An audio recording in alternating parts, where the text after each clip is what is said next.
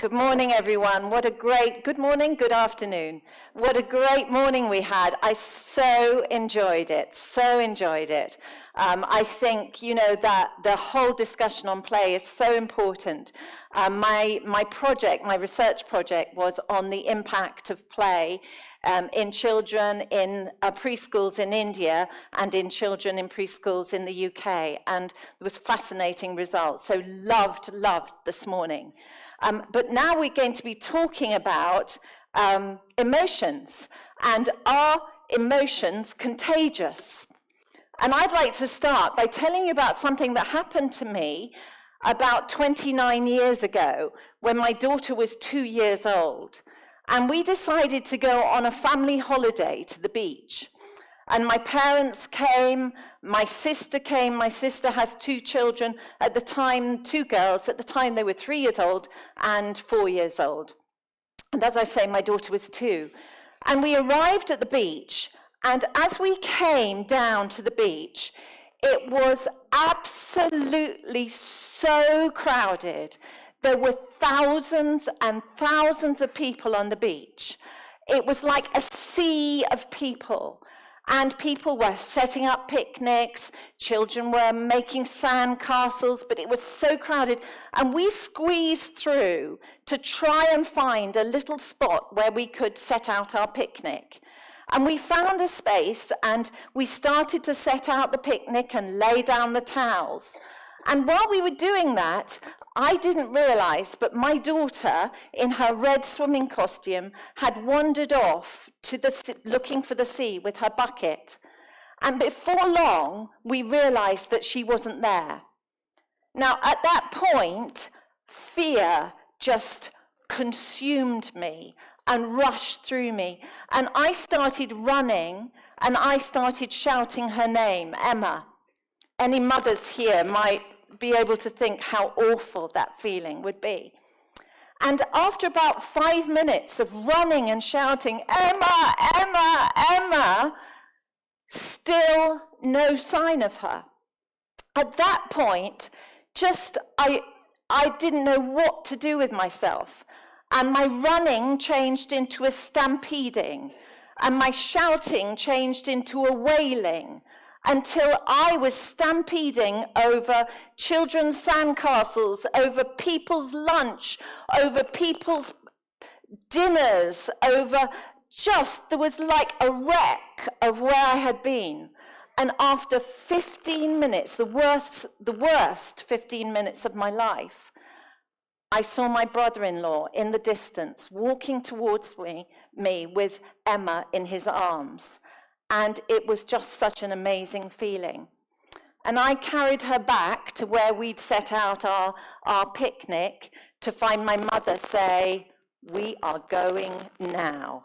This has been so embarrassing. I cannot believe the devastation of what you've done with your wailing and your stampeding and your shouting. We are leaving the beach now." And I looked down at my nieces, and they were both howling, crying. There are 2 things I want to say. The first thing, the reason why I tell you this, is my nieces were crying because they had seen the emotions in me. And my husband, who loves our daughter as much as I do, had been walking calmly from one family to the next family saying, "Have you seen a little girl in a red swimming costume?" 2 points. The first point is, why were my nieces crying? They were crying because they picked up my emotion, because emotions are contagious. Hatfield said in 2004, we can feel a pale reflection of what someone else is feeling by their vocalizations, by their facial expressions, by their actions. So they caught what I was feeling. So we're going to be talking today about emotions being contagious. The other point why I tell you this story is that my husband managed to deal with his emotions and respond in a very controlled way. He wasn't running like a wild woman that I was doing, causing devastation. He was walking gently from one person to the next. And the other thing I want to talk to you today about is emotional regulation. How do we regulate our emotions? So, let's have a look. And first, I want to mention mirror neurons. Now, mirror neurons are brain cells that activate when we see someone doing something or acting in a particular way. And they're associated with social, empathetic, and imitation behavior. And mirror neurons are why if you hold a little baby and you smile at that little baby and you smile, and maybe the baby is 2 months old, when you smile at that baby, usually the baby will start to smile back. Occasionally they may cry, but usually they will smile back. Why will they smile back? Why won't they wave back? Why don't they wink back? Why do they copy what you do? Well, that's to do with mirror neurons.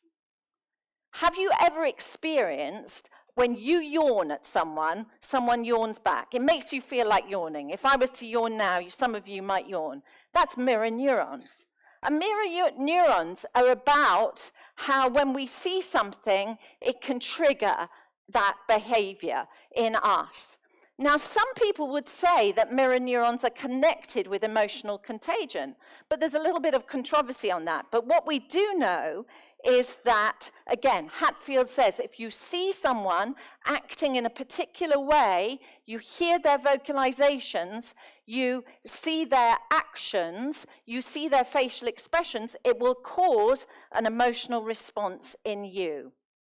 So if that is the case, that is why when we start laughing, someone else might laugh. I was on a plane yesterday afternoon, and the man in front of me was watching something on his iPhone, and he started laughing, and his shoulders were going like this, and he was really laughing, and it made me laugh.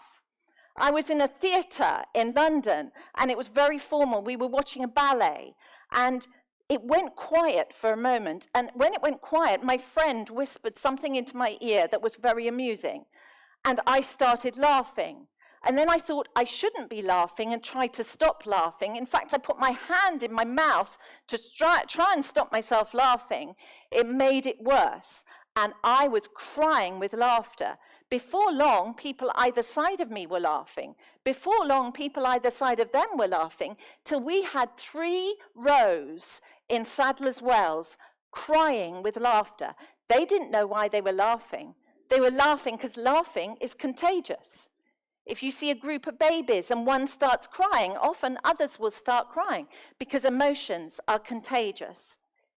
So how does this impact us? How does this affect us? It means that as teachers and as educators, we can have a direct influence on the children in our classes, the children that we're working with. Our mood will have a direct influence on those children. But something else as well, it will mean that we can actually empathize better, because when we look at their facial expressions and we see how they're acting, we can learn to pick up better and understand their emotions. So, emotional contagion. And emotional contagion has a huge impact on us socially and in the workplace. It's something that we can pick up emotions without even being aware of it. You know, sometimes you can go into a meeting feeling positive, feeling alert, feeling ready to take the world.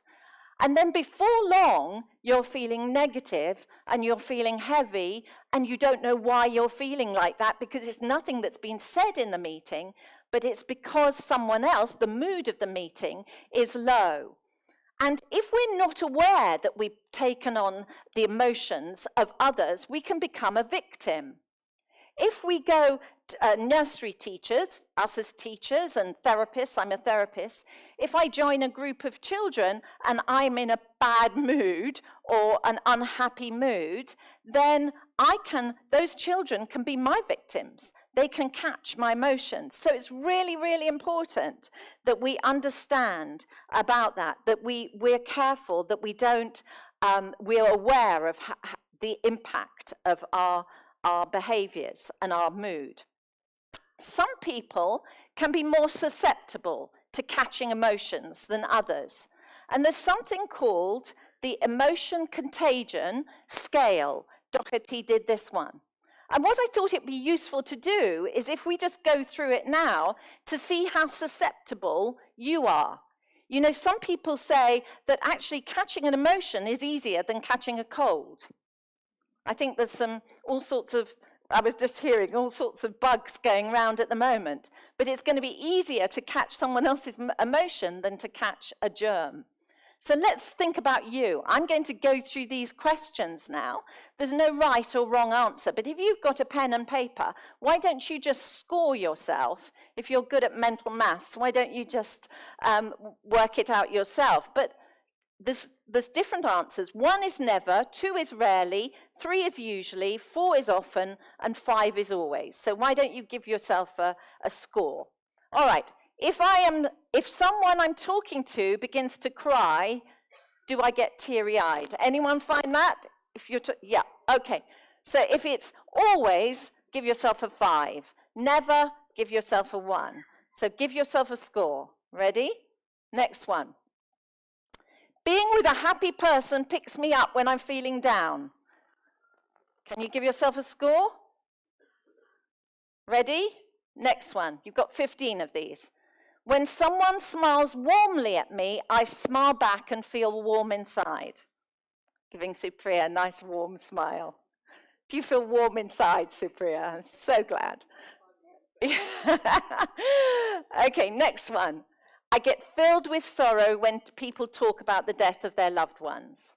Always, often, it's a really funny scale. I always find this a funny scale. There should be sometimes in there rather than often and usually, but there we go. We've got to go with how they did the research.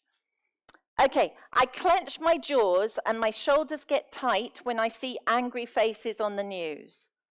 Score yourself. I feel alive and vibrant when I'm with the one I love. Hope you scored highly on that one. It irritates me to be around angry people. Lots of nodding. Give yourself a score. Watching the fearful faces of victims on the news makes me try to imagine how they might be feeling. It's a good one. I feel tender and gentle when I see a mother and a child hugging each other. Makes us think of our own, doesn't it? I tense when overhearing an angry quarrel. Being around happy people fills my mind with happy thoughts. Nearly there. I'm very sensitive to picking up the emotions of others. Do you think you're a sensitive person? I notice myself getting tense when I'm around people who are stressed out. 2 more. I cry at sad movies. Me. Terrible. Listening to the shrill screams of a terrified child in a dentist's waiting room makes me feel nervous. I don't like dentists, so I'm absolutely terrible on that one. Okay, so score yourself up, add up your total if you've been doing it. They would say from this scale that if you're scoring over 40, you're highly susceptible. So there's no, there's no wrong or right answers, but has anyone scored themselves? Has anyone scored higher than 40? Oh, whoa. You see, maybe we're in the profession where we're really sort of emotional and susceptible people. Maybe that's a really good thing for us. They did look at gender differences, which was interesting, but said actually we can't really judge gender because it did show that women were more emotional and susceptible, but actually there's so much in context, there are so many variables that it's very hard to, culture, context, the way we are, is very hard to actually look female versus male. So that was interesting. Okay, so emotional contagion. We need to remember that whether we are susceptible or not, the fact is people around us will be susceptible, and therefore we need to be careful with ourselves. So, one of the things we need to remember is that, happiness and if you can come into a room happy and positive, you are going to bring happy and positive thoughts, and you are going to bring happy and positive speaking in that environment, and it is something that's scientifically proven. So it's really good to remember that. I've got a great friend who's always positive and always happy, and I love being with her because I feel happy when I've been with her. But happiness is actually more contagious than sadness. So happiness is something that's really important. So let's think about the reality of this. The reality is we can think, right, I need to be happy. I need to go into this room, into this meeting feeling happy. But then we get a message from someone saying, oh, you really upset me when you said that. Or we get a bill that we weren't expecting. Or someone says, oh, I want to complain about the way you did something. How do we manage then? And this is all about emotional regulation. Our ability to effectively manage our emotions and respond appropriately is about how we emotionally regulate. I love this saying by Swandle, 10% of life is what happens to us, but 90% is how we respond. So we need to get this right. How we respond in situations is so important. So let's look at this.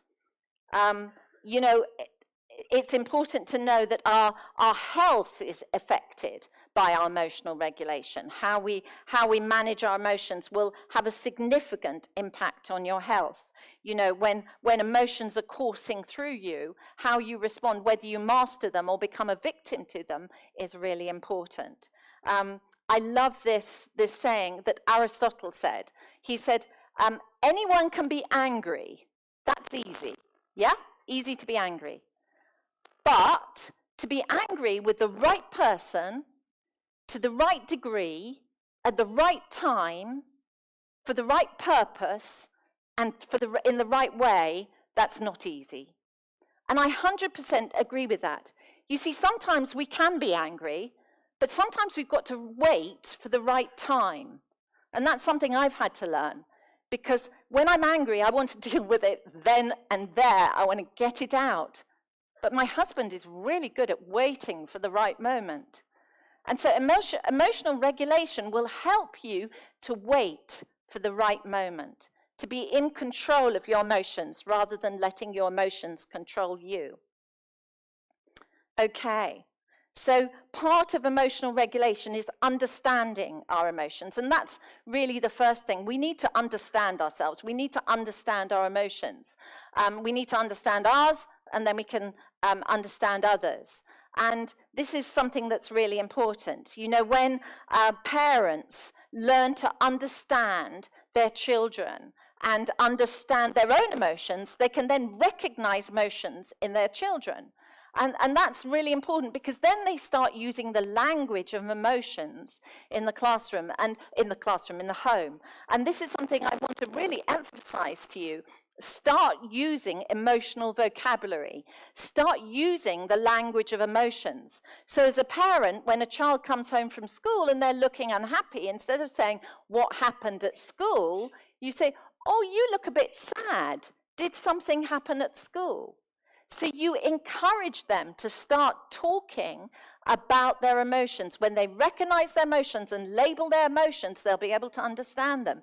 Then they'll be able to regulate them. Same with us. When we recognize our emotions and we understand them, we'll be able to regulate them. And look, let me give you an example. So my husband, talking about my family a lot, my husband, when he was 8 years old, he was told, boys don't cry. So for over 25 years, he didn't cry. And he would say to me, there was times, like when our children were born or when his father died, that he really wanted to cry, happy tears and sad tears, but he couldn't cry. And then he and I were standing together when he was in his 30s. And we were standing together, and it was a really emotional situation. And I looked round at his shirt, and his shirt was all wet. And I said, David, you're dribbling. And then looked up at his face, and he said, water's coming out of my eyes. I'm crying. And it was an incredible release for him. So showing emotions is good. We're not saying to children by self-regulating, don't show emotions. It's learning how you show emotions, in what way, and what way is appropriate, and when you show emotions. So to show emotions is really, really important. You know, when a child does something wrong, it's very easy to tell them off, put them in timeout, shout at them, without looking at the reason why. Was there a feeling that triggered that behavior? And if we don't get to the root of the feeling, we won't be able to help them to regulate. If we just talk about their behavior, we're not dealing with helping them to understand how to manage how they were feeling. So for example, slightly different, but online, my son, when he was 2, was a biter. And I would go to preschool to pick up my son, and I would walk past a row of crying children with bite wounds on them as I got there. Every day, nearly. And one nursery said, we just can't cope anymore. Jackie, I'm sorry, but your son will have to go because he's biting anything that moves. And so I spoke to my friend who was an occupational therapist, and she said to me, Jackie, he might be, this feeling that he's feeling he needs to bite might be sensory. He might be a sensory seeker. He might have this sensory craving around his mouth and his jaws. And she said, give him crunchy food. So I started this diet of anything crunchy with him. Raw carrots, apples, crunchy biscuits. Go to nursery with crunchy snacks. If he got that feeling, he learnt, I need to go and crunch something. Within probably days, he'd stopped biting people and he'd started biting carrots. And it really helped. But I needed to look at why. So go behind and work out why. We need to move on. Okay, so looking at the reason why children are behaving in a particular way is really important. Challenging behaviors can be really inconvenient, but we need to try and see what the triggers are. And just, you know, one of the things, this is my pet thing I'd like to say, is get really good at discerning emotions in children, because a quiet and a calm child is not necessarily, a quiet and a still child is not necessarily a calm child. And we can think, because a child is sitting still and being quiet, they must be calm and happy. But you can, when you're still and you're quiet, you can be afraid and you can be anxious. So get good at discerning the reasons, get discerning about children's emotions. So the ability to discern, recognize, and identify emotions is related to emotional intelligence. And this is so important in life. You know, arguably much more important than our intellect is our emotional intelligence. Would you agree? So few people agreeing. How emotionally intelligent are you? So, you know, the good news with emotional intelligence, well, let's look at what emotional intelligence is. It's that ability to manage and understand and deal with emotions. So things, it can be characterized by self-confidence, by cross-cultural sensitivity, that's a good one, by optimism in the face of failure, by a drive to achieve. These are some of the outworkings of emotional intelligence. Sense of humor, so important to have a sense of humor. Where have we gone? Expertise in leading teams, so important. Okay, now the good thing about emotional intelligence is that you can develop it. Now, some people would argue that you can develop your intellect, but maybe you can to a certain extent, your IQ, sorry. Maybe you can to a certain extent, but we know you can build your emotional intelligence. So maybe if you feel I'm not very emotional intelligent, practice these things because you can. Build your self-awareness. Can I recognize how I'm feeling? Am I feeling rejected? Is that why? When we feel rejected, we can often go aggressive or we can withdraw. We usually go one of those two things. Am I feeling rejected? Is that why I feel so angry? Is that why I want to hit my partner because I feel rejected? Well, discern why are you feeling like you're feeling. Get good at discerning it. You can practice your emotional intelligence through emotional regulation. Can I deal with difficult feelings? I'm stepping into this social party, I'm going out with friends and I've had some bad news. Can I be jolly and lively in that environment, or do I show my mood on my face straight away? How do I process my emotions? Do I learn from what I did before? Really important. And understanding perspective is really important. Can I look at how I'm feeling within the big picture of how other people are feeling? And so learning our emotional intelligence is really, really important. And a preschool is a great place to start teaching emotional intelligence. And there's a real strong correlation between a focus on emotional intelligence with children and a peaceful and a calm environment.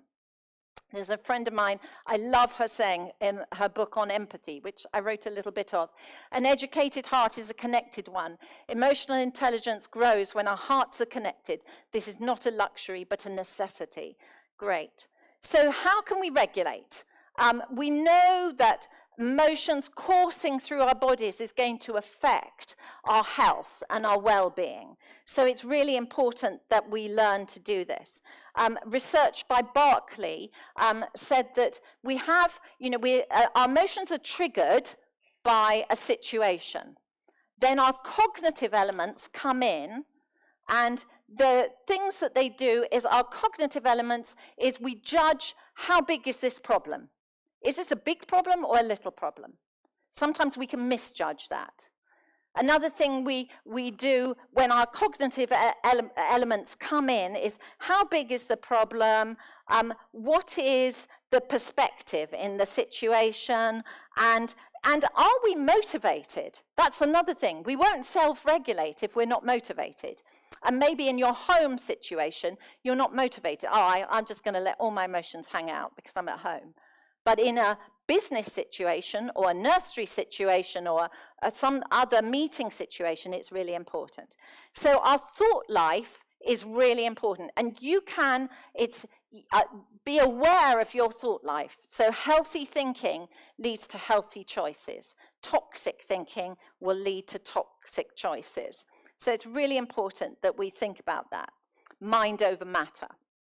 So emotional regulation involves capturing, and this is what I'm talking about really as us as adults, capturing our negative thoughts, observing our thinking, being aware of how we're thinking, and, capturing those thoughts when you think, oh, look, I'm thinking this is going to go wrong, this is going to be terrible, this is going to end in disaster. Stopping yourself and capturing those thoughts, thinking about, I'm going in a negative spiral here.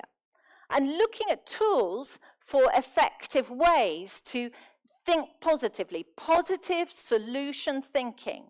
Now, there's been a lot of different people that have looked at how can we do this, and researchers shown that between 5 and 16 minutes of meditation, thinking positive solution thoughts every day, could be 5 minutes in the morning, where you think positive solution thoughts about your day, about issues that have come up, will change your outlook on your life. Try it. 5 minutes isn't much. When you wake up in the morning, just for a few minutes, just stop and take a few minutes to meditate or to think about positive solutions.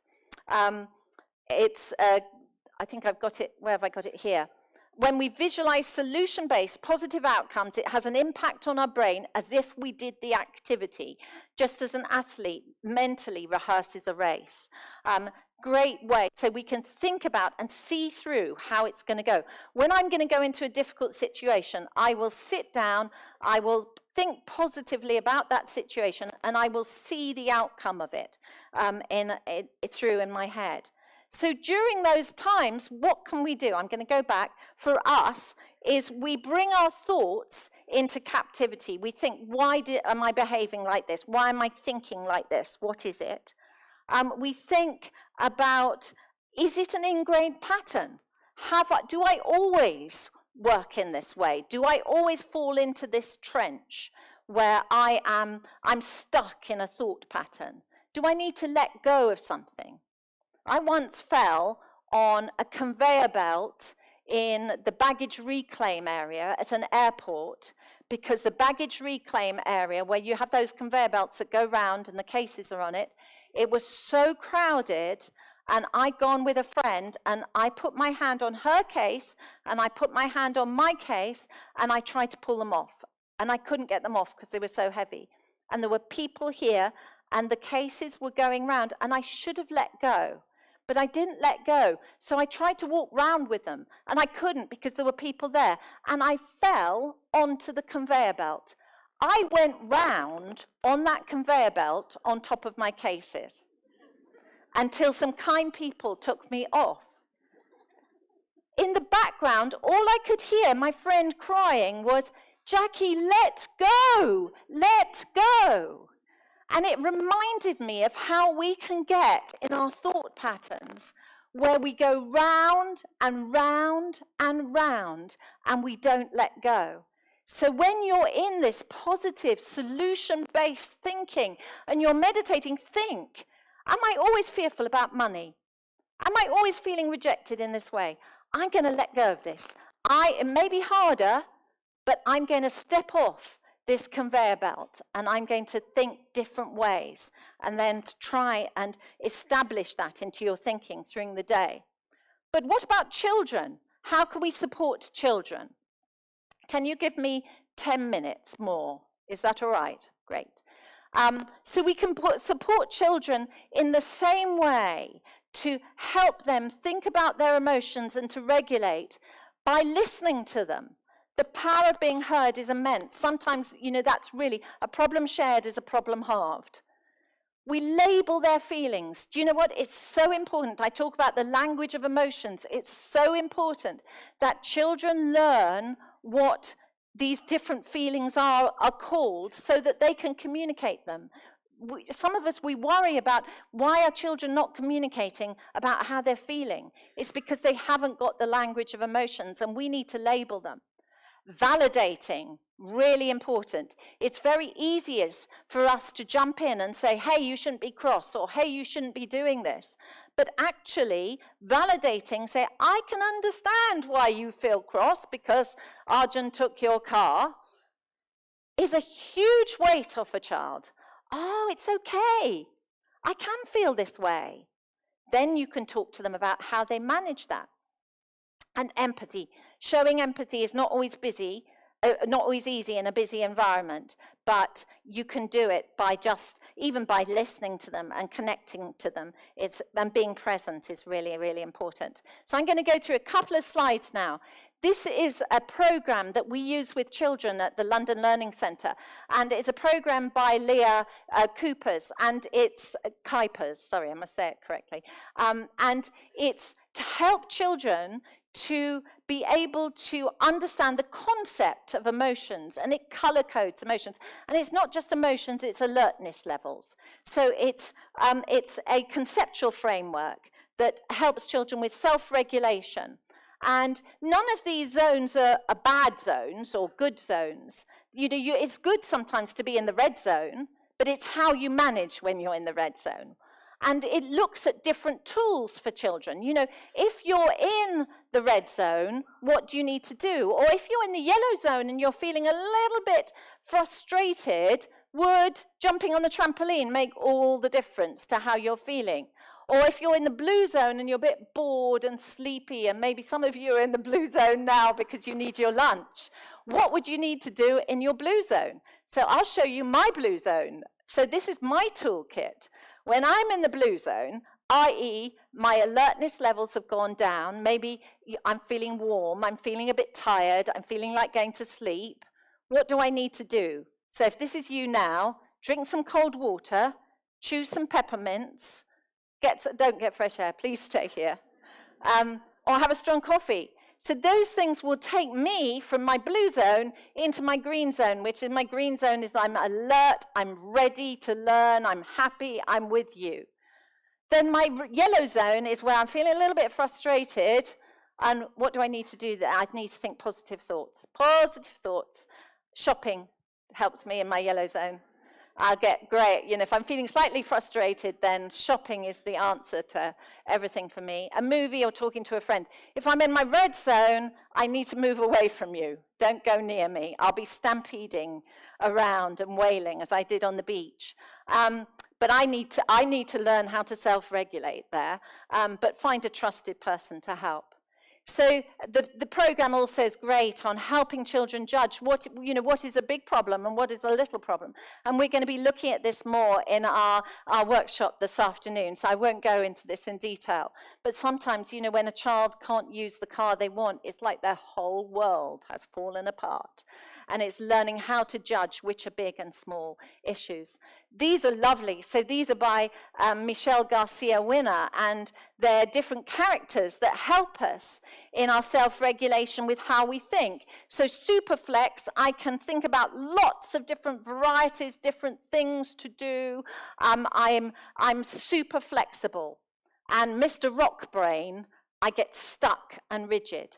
I really believe with children, it's so important to give visuals. I'm a real visual person. Let's give children some illustrations to support them in how they understand and manage their emotions.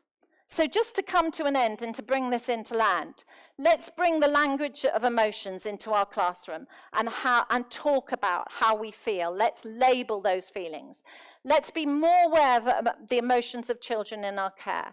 Let's identify successful tools for emotional regulation, not just for yourself, but for the children. Identify if a child is going to go into the corner and play with that toy, they're going to be happy. That's going to calm them down. Let's use the fact that emotions are contagious and bring joy, fun, and laughter, not only in our classrooms, but also in our work, with our work colleagues. And remember that happiness is more contagious than other emotions. And I love this saying, there's nothing in the world so irresistibly contagious as laughter and good humor. Thank you so much.